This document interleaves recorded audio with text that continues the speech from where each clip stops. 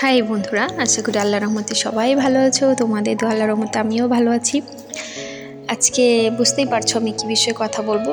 তো গ্যাসের সমস্যাটা এখন সব জায়গাতেই হচ্ছে। আমরা যারা মায়েরা আছি তারা অনেক বেশি দুশ্চিন্তায় থাকি যে সন্তানের খাবার দাবার কি দিব, কিভাবে দিব, কি করব। তো আর কোনো দুশ্চিন্তার কারণ নেই। যারা যারা এই মিনি কুকারটি অর্ডার করনি অবশ্যই অর্ডার করে দিবা। খুব কম দামে এই মিনি কুকারটি পেয়ে যাবা। তো আজকে আমি আমার ছেলের জন্য নুডলস রান্না করেছিলাম এই কুকারে। তো ভাবলাম তোমাদের সাথে একটু শেয়ার করি।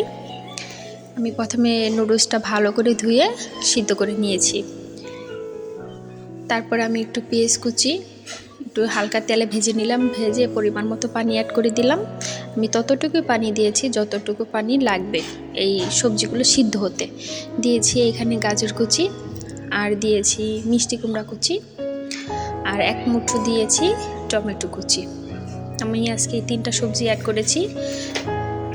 তোমরা চাইলে সবজিটা কমিয়ে বা বাড়িয়ে নিতে পারো। আর এখানে দিব একটা কোয়েল পাখির ডিম।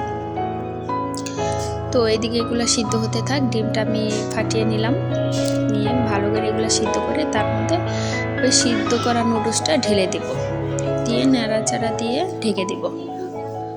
আসলে এই কুকারে রান্না করতে খুবই কম সময়ে রান্না করা যায়। আমি কি বলবো তোমাদের, তোমরা না ইউজ করলে বুঝতে পারবা না।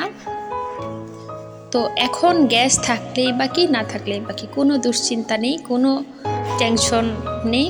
অনায়াসে বাচ্চাদের খাবার দাবার রান্না করা যাবে। তো আমি চ্যানেলে নতুন, আমার চ্যানেলটি অবশ্যই সাবস্ক্রাইব করে আমার পাশে থাকবা।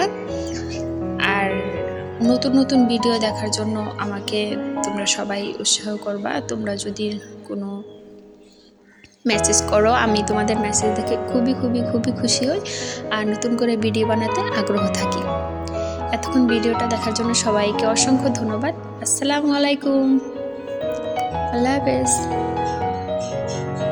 ফাইনালি রান্নাটা হয়ে গেছে, দেখো এটা হেল্প